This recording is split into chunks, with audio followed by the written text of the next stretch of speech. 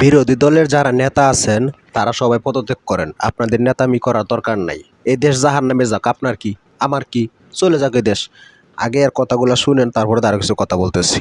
আজকে ডাক্তার শফিকুর রহমান সাহেব বক্তব্য রাখার এক পর্যায়ে বললেন কি যে আমি মুক্তিযোদ্ধা পরিবারের সন্তান।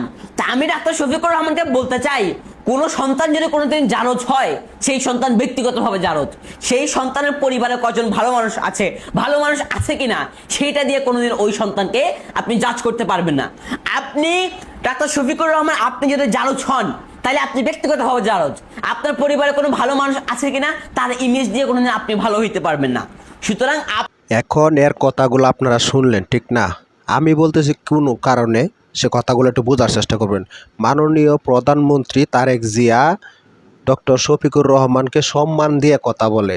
সে একজন শহীদ পরিবারের সন্তান, তারে সম্মান দিয়ে কথা বলে। আর এই কুত্তার মতোই গেউ গেউ করবে, এটাই স্বাভাবিক। এই শোন, তোর একটা কথা বলি, এই দেশের যারা ভালো চিন্তা ভাবনা করে ভালো কিছু করবে তারাই দেশ নিয়ে পাবে। তোর মতো তুই একটা কুত্তার মতো গেউ গেউ করার কিচ্ছু আসা যায় না, বুঝছিস? অবৈধ সন্তান।